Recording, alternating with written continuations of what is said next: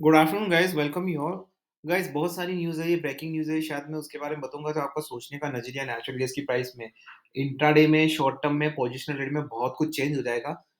ठीक है ना? तो उसके बारे में डिटेल्स में बात करेंगे कि ऐसी क्या न्यूज़ है और क्या लेवल्स रहेंगे नेचुरल गैस के, इंट्राडे क्लोजिंग क्या रहेगी, positional trade, short term trading, intraday strategy, short term trading strategy, risk management, technical chart, पूरी डिटेल में एनालिसिस करेंगे दोस्तों। तो बनिए रहिए इस वीडियो में दोस्तों। अगर आप पहली बार चैनल पे आए तो चैनल को सब्सक्राइब करके बेल आइकन दबा के सेलेक्ट कर लो, ऑल कर लेना। This is Ajay and you are watching Ajay blog Nawaz channels. इस वीडियो को शुरू से लेके आखिर तक देखना दोस्तों, क्योंकि मैं बड़े ही स्पॉन्टेनियस एंड जेन्युइन वीडियोस बनाता हूँ।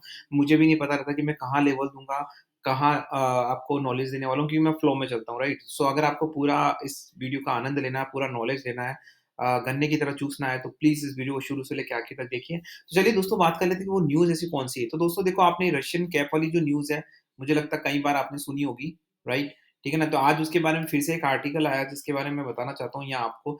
जैसा कि आपको यहाँ दिख रहा है, disagreement over gas price cap, जियो प्रोडाइस ईयू एनर्जी क्राइसिस प्लान। पहले भी डिसएग्रीमेंट हुआ था, लेकिन अब जो लेटेस्ट आई है, मतलब कोई जो मीटिंग्स हो रही है उसमें कोई दोस्तों नतीजा नहीं निकल पा रहा। क्यों नतीजा नहीं निकल पा रहा, मैं आपको बता देता हूँ। देखो, EU members are struggling to find common ground over a proposed cap on Russian natural gas prices. ऐसा हो क्यों रहा है? क्योंकि जो ईयू मेंबर्स है दोस्तों, उनको पता है कि कुछ ईयू मेंबर्स के लिए ये फ़ायदे की बात हो सकती है, लेकिन कुछ ईयू मेंबर्स के लिए फ़ायदे की बात नहीं। सो ये जो स्टेटमेंट आ रहा है, वो कोई यूनिवर्सल सबके लिए फ़ायदे की बात नहीं है। इसीलिए half of the peoples are disagree and half of the peoples are agree. तो जब तक एक बहुमत नहीं बनेगा, तब तक इस तरह की कोई भी प्राइस कैप नहीं लगाई जा सकती। देखिए नीचे देखिए, the discussion is extremely complicated because there are simply different views.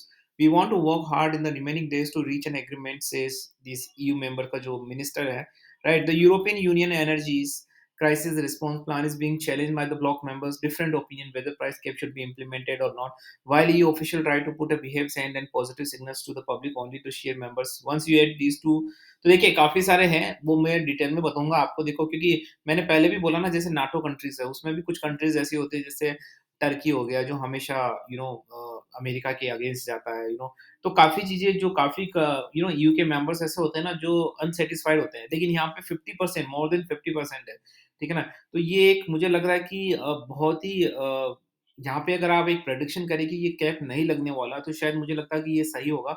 लेकिन हम किसी भी तरह का कोई असम्पशन्स नहीं कर सकते हैं, बट अभी के लिए यही मान के चलिए कि मार्केट में यही सेंटीमेंट आएगा कि किसी तरह का रशियन प्राइस कैप नहीं लगाया गया है। दूसरी जो सबसे बड़ी इंपॉर्टेंट इन्फॉर्मेशन है, जिसका अभी इंट्राडे प्राइस में तो कोई फ्लक्चुएशन नहीं होगा, लेकिन आने वाले शॉर्ट टर्म में आपको इसका रिजल्ट्स मिलेंगे। देखो, 60 बिलियन एलएनजी मेला मेगा डील, लोग बातें करते हैं कि चाइनीज़ क्राइसिस की, वहाँ पे प्रॉपर्टी क्राइसिस हो रहा है, वहाँ पे ये हो रहा है। लेकिन दोस्तों, वो सिर्फ़ न्यूज़ होती है। मुझे लगता है कि हर कंट्री चाहती है कि जैसे हमारा एनिमी अगर चाइना है मान लो, तो हम उसके बारे में वैसा बोलेंगे। तो चाइना इंडिया के बारे में बोलेगा, तो ये एक पॉलिटिकल होता है। लेकिन मुझे नहीं लगता कि वहाँ पे देखो, $60 बिलियन कितना होता है? वो एलएनजी मेगा डील मार्क्स कर रहे हैं चाइनीज़ मिडल ईस्ट में। ठीक है ना? ये जानबूझ के किया जा रहा है, क्योंकि पता है कि जो आज अमेरिका का जो सबसे बड़ा पिलर है, वो क्या है? आपको पता होगा, अगर आपको शायद पता होगा, आरबीआई जो नोट छापती है, तो उसके बीच में उसको एवज़ में गोल्ड रखना पड़ता है, राइट? गोल्ड हमारी एक तरीके से गारंटी है हमारे रुपीस की, राइट? उसी तरीके से पहले डॉलर की गारंटी भी गोल्ड हुआ करती थी, लेकिन उनकी अब डॉलर की गारंटी है क्रूड ऑयल। तो चाइना ने क्या किया? चाइना ने धीरे-धीरे अपना इन्फ्लुएंस बढ़ाना स्टार्ट किया है मिडल ईस्ट में। तो देखिए, $16 बिलियन की बड़ी एलएनजी मेगा डील उन्होंने की है, Chinese influence in middle east. क्योंकि देखो, जब तक सिंपल सी बात होती है दोस्तों, अगर आपको जब आप किसी कंट्री को इन्फ्लुएंस कर सकते हो, तो उसको फिर देखो, आप वहाँ बिज़नेस जनरेट करते हो। अगर मान लो आज जैसे रशिया चाइना में बिज़नेस जनरेट होता है, इतना $150 बिलियन का बायलैटरल ट्रेड होता है। तो कल को अगर चाइना बोले कि नहीं, हमारे फ़ेवर में हो, इंडिया के फ़ेवर में हो, तो डेफिनिटली रशिया को मजबूरन वहाँ जाना पड़ेगा। उसी तरीके से दोस्तों, मिडल ईस्ट में इन्फ्लुएंस बनाने के लिए वहाँ पे इन्वेस्टमेंट करना ज़रूरी है। तो $16 बिलियन का इन्वेस्टमेंट करने, फिर कल को अगर मान लो अमेरिका मिडल ईस्ट को प्रेशराइज़ करे कि भई हमें तो ये चाहिए, और उधर से चाइना भी प्रेशराइज़ कर सकता है, नहीं तो चाइना बोलेगा कि हम अपना इन्वेस्टमेंट खींच लेंगे, राइट? तो $60 बिलियन मुझे लगता है कि आपको पता है $1.5 ट्रिलियन तो सऊदी की वो पूरी कहते हैं जीडीपी है। तो $60 बिलियन कोई छोटी-मोटी डील नहीं है, बहुत बड़ी डील है, मेगा डील है, ठीक है ना? तो देखिए, the latest $60 billion plus LNG supply deal between Qatar and China, ठीक है ना? कतर देखो, मिडल ईस्ट की कंट्रीज़ है, right? China takes relationship between the 2 countries in the new heights, which is not a good news for India as well. By securing a greater Ford field in Qatar's North Field, China will gain in the upper parallel hold over the biggest gas reserve anywhere in the world. ठीक है ना? देखो, अब मैंने पहले भी बोला कि वही सुपर नेशन पावर होगा जो एनर्जी में लीड करेगा। और देखिए चाइना, पता नहीं, चाइना है ना, मुझे लगता है कि जैसे मारुति कारें नहीं होती जो बहुत अच्छी तरीके से जानती है अपने कस्टमर्स को इंडिया में, कि अपने कस्टमर्स कैसे बनाने हैं। उनको बहुत अच्छी तरीके से पता होता है कि उनको कम प्राइस में उनको बिल्ड क्वालिटी कैसे चाहिए, उनको गैप कितना चाहिए, लेग स्पेस कितना, उसी हिसाब से ना चाइना बहुत अच्छी तरीके से जानता है कि ग्लोबल वर्ल्ड में क्या रिक्वायरमेंट है, वो हमेशा एडवांस रहता है। सबसे पहले ड्रोन्स चाइना ने बनाना स्टार्ट कर दिया था, उनको पता था। हमको अब समझ आ रहा है रशिया यूक्रेन वॉर में कि ड्रोन की क्या अहमियत है, राइट? अब हम ड्रोन के बारे में सोच रहे हैं, ठीक है ना? उसने लिथियम बैटरी बनाना स्टार्ट कर दिया, अब हम सोच रहे हैं, राइट?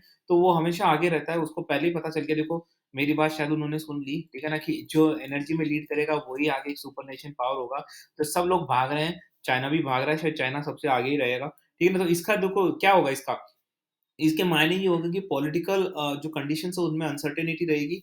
आगे अगर ओपेक से अगर कोई, देखो Qatar is a part of OPEC, right? ठीक है ना? और बड़ा है क्योंकि ये ऑयल इंडस्ट्री में काफ़ी नाम होता है, कतर वगैरह, सऊदी का है, ओमान, ये बड़े-बड़े मुझे लगता है ऑयल एक्सपोर्टर हैं। तो कल को अमेरिका के चंगुल से जाएँगे और ये अपनी मनमानी करेंगे, चाइना चाइना के जो इन्फ्लुएंस में आके धीरे-धीरे, आपको पता है सऊदी चाइना की तरफ जा रहा है, ठीक है ना? तो ये एक बड़ी पॉलिटिकल अनस्टेबिलिटी होगी और मुझे लगता है कि इसका क्रूड ऑयल पे बहुत इम्पैक्ट पड़ने वाला आने वाली जो ओपेक प्रोडक्शन मीटिंग है। क्योंकि देखो अभी जो बड़ी डील है ये, ठीक है ना? ओपेक में करना, डेफिनिटली जब ओपेक की मीटिंग होती है ना तो उसको प्रभावित करती है। अब मुझे बताइए ओपेक में जितने मेंबर हैं, सब जगह अगर चाइना का इन्वेस्टमेंट अच्छा खासा है, तो डेफिनिटली आपको नहीं लगता कि चाइना उनको इन्फ्लुएंस कर सकता है? चाइना अगर बोलता है, अमेरिका के इन्फ्लुएंस में आया ही नहीं दो क्योंकि अमेरिका ने सिर्फ मिलिट्री दे रखी है, आपको पता है? अमेरिका ने सिर्फ मिलिट्री दे रखी है। इकोनॉमिक तरीके से अमेरिका ने वहाँ इन्वेस्टमेंट नहीं किया है सऊदी और ओपेक में। जबकि चाइना ने इकोनॉमिकली तरीके से इन्वेस्ट किया, वहाँ मिलिट्री नहीं भेजी। लेकिन लेकिन हालाँकि सेफ्टी सिक्योरिटी भी एक सबसे बड़ी इंपॉर्टेंट चीज़ होती है, तो कल को अगर ओपेक मीटिंग होती है, तो उसमें डेफिनिटली चाइना का इन्फ्लुएंस आ सकता है। चाइना और रशिया दोनों मिलके कुछ न कुछ वहाँ पे कर सकते हैं। तो चलिए दोस्तों, ये तो हुई न्यूज़ की बात, आपको समझ आ गई जियोपॉलिटिकल उसका इम्पैक्ट क्या पड़ने वाला है। अब बात कर लेते हैं नेचुरल गैस के चार्ट पे। तो ये आपको चार्ट दिख रहा है, ठीक है ना? ये देखिए 7.22 जनवरी का चार्ट है, इंटरनेशनल मार्केट का, अभी 7.225 पे ट्रेड कर रहा है, राइट? ठीक है ना? मैं इसको एक बार रिफ्रेश कर लेता हूँ दोस्तों।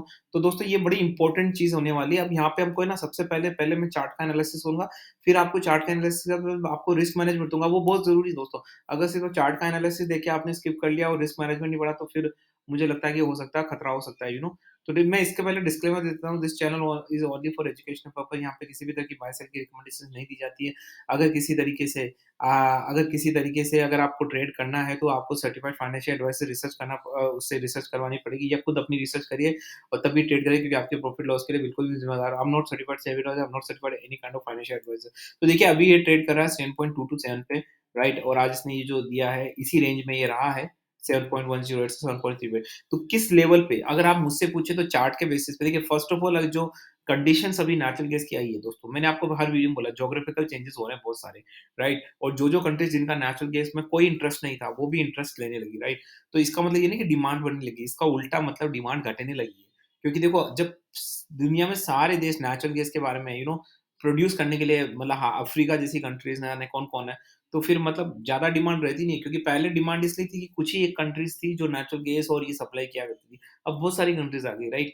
तो ऑन एंड ऑल तो अगर आप मुझसे पूछे तो मैं बेयरिश हूँ, लेकिन यहाँ पे इंट्राडे में बता देता हूँ मैं, लेवल्स के हिसाब से मैं बेयरिश हूँ या नहीं हूँ, मैं वो बता देता हूँ पहले आपको। देखिए, अगर मैंने बोला कि अगर ये 7.20 के नीचे जाता है दोस्तों, यहाँ पे अगर मैं पहले आपको इंट्राडे दे देता हूँ, अगर जो मेरे को लेवल दिख रहा है यहाँ पे, अगर ये 7.20 के नीचे जाता है, ठीक है ना? देखो वन डे का चार्ट है ये, 7.20 के नीचे जाता है तो मुझे लगता है कि डेफिनिटली आपको काफ़ी 7.2 के नीचे जाता है तो डेफिनिटली आपको, मुझे लग रहा है कि एक बार मैं 1 मंथ का चार्ट भी देख लूँ।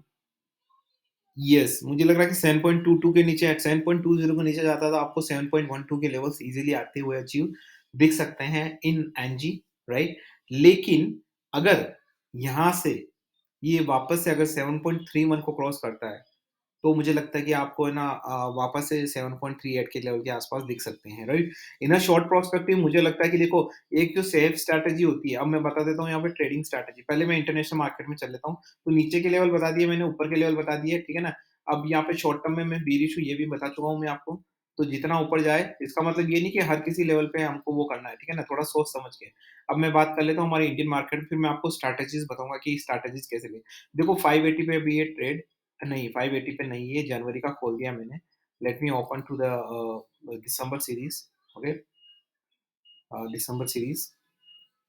तो दिसंबर सीरीज़ में 594 पे है ये अभी, राइट? तो यहाँ पे क्या ट्रेड बनता है, देखो यहाँ पे क्लियर कट अगर मुझे लग रहा है कि जैसे यहाँ पे मान लो अगर आपको एक अच्छा खासा करना है तो आपको 602 क्रॉस करना पड़ेगा, तब एक बहुत ज़्यादा हम बोल सकते हैं कि बुलिश अमाउंट हो, राइट? लेकिन अगर ये 500 यहाँ से 590 के नीचे गया, ठीक है ना? तो मुझे लगता है कि वापस से आपको 585 या 586 के लेवल तो शॉर्ट मिल जाएँगे। अगर 590 के नीचे गया तो 585, 586 आपको मिल जाएँगे। अब यहाँ पे देखिए ऊपर की साइड मैंने बता ही दिया 602 पे जाता है तो फिर आपको वापस से 625, 620 के लेवल्स मिलेंगे।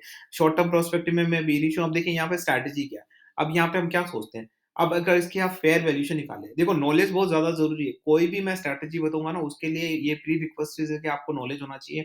टेक्निकल एनालिसिस, न्यूज़ को कैसे इंटरप्रेट करते हैं, न्यूज़ की information, geopolitical news, technical chart में महारत हासिल, ये सब तो आपको आना चाहिए।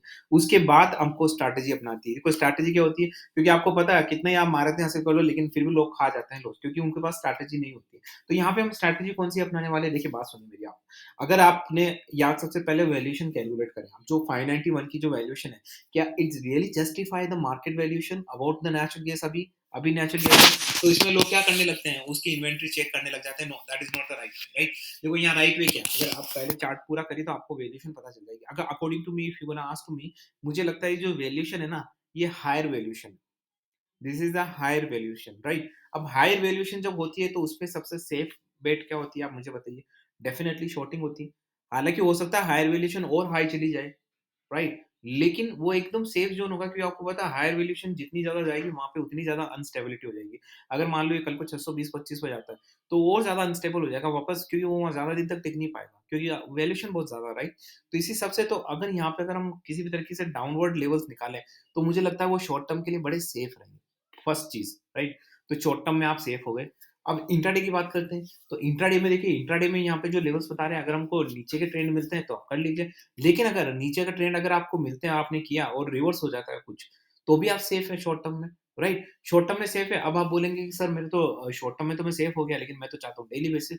तो एक काम करिए ना, आपके पास जितने लॉट्स हैं, जैसे 4 से 5 लॉट होते हैं, तो हमारी स्ट्रैटेजी क्या रहती है कि आप 2 लॉट शॉर्ट टर्म में लगाएँ, बाकी के 3 लॉट से आप जो स्विंग वाली करें, ठीक है ना? हेजिंग करिए, स्विंग करिए, जैसा मैंने हेजिंग हर वीडियोज़ में बताया। तो दोस्तों स्ट्रैटेजी बहुत सारी होती है, राइट? हमारी बहुत सारी अभी जो मैंने जो gap up, gap down, 2 minute sustain strategies, आपकी प्राइस एक्शन स्ट्रैटेजीज़, आपकी हेजिंग, यू नो एंड आपका एवरेजिंग, एसआईपी और बहुत सारी अभी तो मेरे को नाम याद नहीं आ रहे, बहुत सारी स्ट्रैटेजीज़, तो यहाँ पे लेवल्स मैं आपको बताता हूँ, 590 के नीचे आपको लेवल्स मिलेंगे 585 के आसपास के और 595 के ऊपर जब आता है तो आपको मिलेंगे 600 के लेवल के आसपास। तो ये हमारे लेवल्स रहेंगे दोस्तों एंड अभी आ रही है ओपेक की मीटिंग दोस्तों, तो होशियार रहिएगा दोस्तों क्योंकि ओपेक की मीटिंग में कुछ भी रिजल्ट्स आ सकते हैं क्योंकि देखो चाइना का इन्फ्लुएंस बढ़ता जा रहा है और चाइना और अमेरिका आप जानते ही हैं, दोनों एक तरीके से रशिया से ज़्यादा बड़ा एनिमी चाइना है अभी अमेरिका के लिए, ठीक है ना? तो क्योंकि रशिया से तो बहुत पहले से था लेकिन चाइना में बहुत ज़्यादा है, तो लगता है मुझे चाइना धीरे-धीरे मिडल ईस्ट में इन्फ्लुएंस करेगा। वहाँ पे उनकी स्ट्रैटेजी वही है कि वो उधर इन्वेस्ट कर रहे हैं, अपने पैसे को इस तरीके से यूटिलाइज़ कर रहे हैं, ताकि अमेरिका को एनकाउंटर किया जा सके। तो इन चीज़ों का ध्यान रखिए दोस्तों, कल अब ओपेक की कोई भी मीटिंग होती है, हो सकता है उसमें चाइना का इन्फ्लुएंस हो जाए कुछ, राइट? बहुत ज़्यादा पॉसिबिलिटीज़ है उसकी।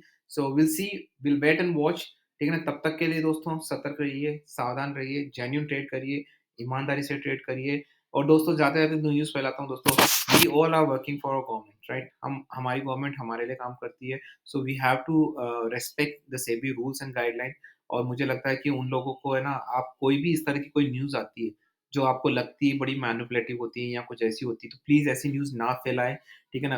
अगर आपके पास कोई न्यूज़ आती है, तो उसकी ऑथेंटिसिटी अगर आपको नहीं पता है, तो आप कम से कम उसको न्यूज़ को 4 से 5 प्लेटफ़ॉर्म पे देखिए कि वो न्यूज़ आई है या नहीं आई है। किसी भी व्हाट्सएप की न्यूज़ को आगे फॉरवर्ड करना, इट्स मुझे लगता है कि इंडिया में it can be a near future it can be a criminal criminal justice मतलब वहाँ पे ये क्राइम हो सकता है बिकॉज़ आप सोचिए दोस्तों जब आप कोई मैनिपुलेटेड न्यूज़ क्योंकि आप भी कहीं न कई बार इस चीज़ के शिकार हुए होंगे कि कोई पंटरबाज़ी न्यूज़ आ जाती है उसको आप तो दोस्तों वो ऐसा ही होता है, आपकी वज़ह से ही स्प्रेड होती है वो। जब आप व्हाट्सएप पे लेते हैं और आगे से आगे फॉरवर्ड करते हैं so that become viral and वो फिर काफ़ी लोगों को नुकसान पहुँचाती है। तो कोई भी न्यूज़ दोस्तों आज के बाद से मैं अपने यूट्यूब प्लेटफ़ॉर्म से एक संदेश देना चाहता हूँ कि जब भी कोई न्यूज़ आए, उसकी ऑथेंटिसिटी चेक करें, 5 बार करिए। आपको जब कंठस्थ हो जाए कि हाँ भाई ये एक जी न्यूज़ तभी जाके अपने फ्रेंड्स, फैमिली या अपने कोई भी ट्रेडिंग ग्रुप वगैरह तभी जाके करिए, बाकी बिल्कुल भी नहीं करना दोस्तों। सो अपने लिए ट्रेड करिए, जेन्युइन ट्रेड करिए। With this niceful thought, this is Ajay and signing of.